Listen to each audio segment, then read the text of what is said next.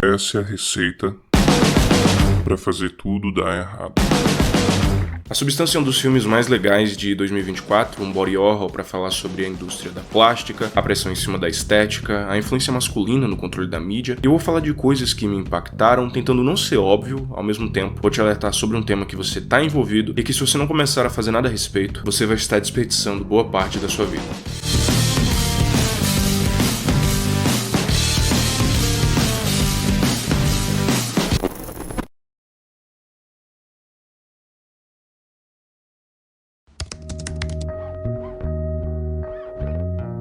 Elizabeth Sparkle está se aposentando, ou melhor dizendo, sendo descartada da TV em um programa de malhação sexy. Um programa que passa a vibe de saúde da década de 80, que nem no filme Perfeição.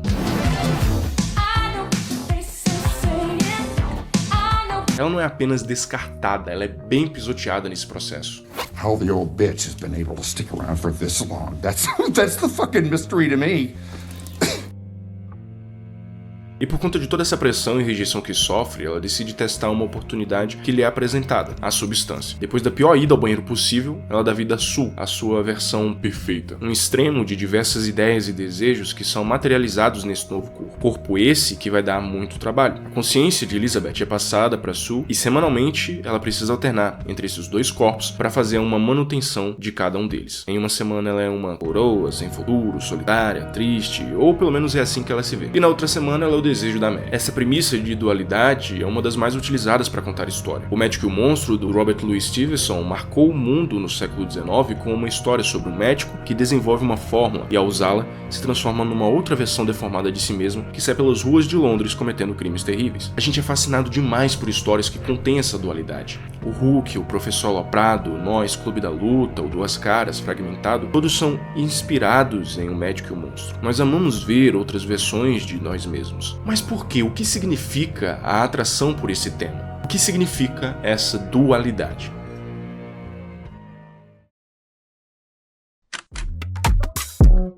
Quantas vezes você já fingiu ser quem não é? Trabalho, faculdade, escola, meios sociais, tentar ser mais do que mostra. Se você é capaz de fazer isso, o quanto de você no dia a dia é uma atuação e o quanto não é? Quantas versões de você existem? Aquela versão que você tem de si mesmo, a versão que as outras pessoas têm, a versão que só alguns conhecem e aquela de quando você tá sozinho. Essa discussão entre a natureza humana, a hipocrisia social de fingir ser o que não é, foi o que tornou O Médico e o Monstro um clássico. A dualidade de que a sociedade é toda civilizada de dia e de noite é monstruosa. Ou seja, quando ninguém tá enxergando direito. Mas essa discussão não é apenas do século XIX. A ideia de haver uma dualidade da natureza humana é muito antiga. Vem desde a Mesopotâmia, mais de 2000 anos antes de Cristo, com Gilgamesh, o mitológico rei guerreiro culto, forte, e seu inimigo que se torna amigo, Enkidu, um ser que representa a selvageria da natureza humana. Ou a gente pode falar também de uma visão oriental mais antiga, como o Yin Yang, a luz e sombra. À medida com que o tempo vai passando, a filosofia também vai abordar temas nessa dualidade. Por mais que não signifique a mesma coisa e estejam em diferentes épocas, você entende que tem algo similar aí. Esse tema parece ser inerente à humanidade. Platão falava sobre o mundo sensível, o físico e o mundo das ideias, a alma, e que o ser humano sempre busca pelas verdades da vida, mas acaba sendo frequentemente sabotado pelo desejo e as distrações corporais. Se você for para uma filosofia mais estoica, como a de Sêneca ou Marco Aurélio, eles já vão falar sobre essa dualidade, que é a luta entre a razão e a emoção, e que devemos ser capazes de cada vez mais suprimir as emoções, o nosso lado irracional, e buscar a razão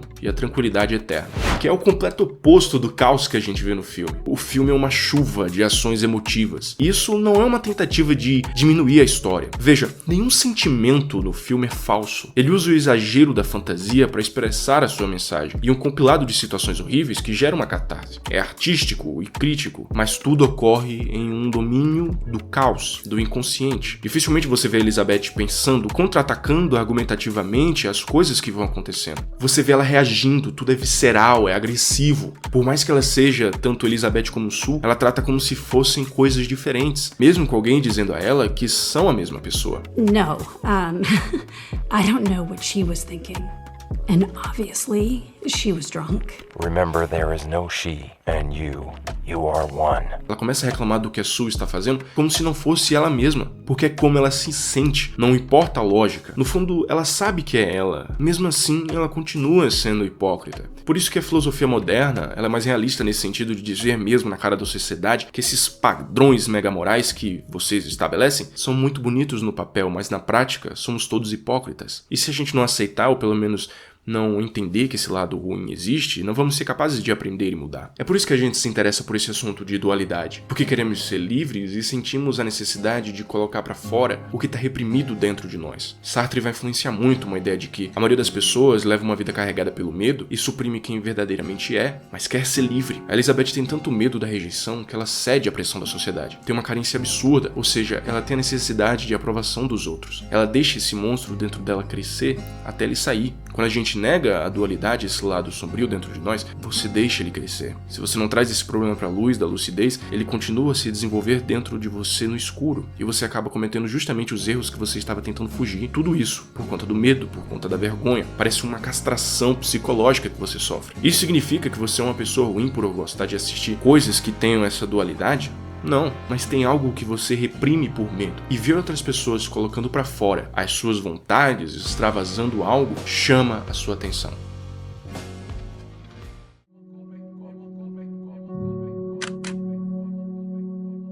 O medo é a principal prisão que temos, e a partir dele nós criamos estruturas psicológicas para nos aprisionar ainda mais e se manter na pressão do medo. Essa parada é tão forte que um dos pontos que eu mais gostei do filme é o fato da Elizabeth não usar a substância para corrigir os erros dela. Ela não usa como se fosse uma máquina do tempo em que ela recuperasse a juventude, mas para fazer coisas diferentes dessa vez. Não é como um super-herói que se esconde debaixo de uma máscara para fazer o que ele não faria na identidade secreta dele. E, sei lá, usar o dinheiro que ela acumulou esses anos para gerar um impacto no mundo. Ela quer viver a mesma experiência. A transformação não é pra ela, é pros outros. E ao longo do filme você vê que enquanto comete os erros, ela é tanto vítima como a gente. O fato de você ser vítima de algo não significa que você não esteja inserido naquele sistema e que você também não possa ser um agente. A versão perfeita dela, Sue, se torna mais uma fonte de opressão pra ela mesma.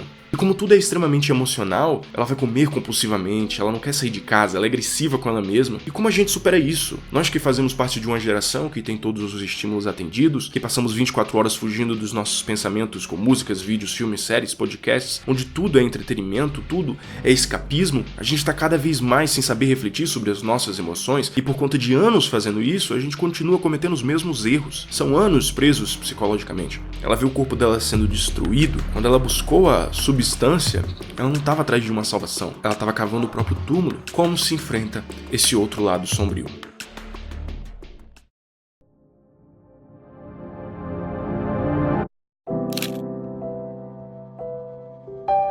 A luta é solitária. Se você assistir o filme, vai notar que a Elizabeth é solitária. Ela não tem amigos, não tem família, não tem ninguém. Chega a ser estranho, a mulher some e ninguém se importa. Isso é a roteirista, é a diretora mostrando como esse sentimento é solitário. Por mais que você necessite da aprovação dos outros, a batalha é interna. Não existe esse mundo de vamos ficar todos unidos com a nossa insegurança.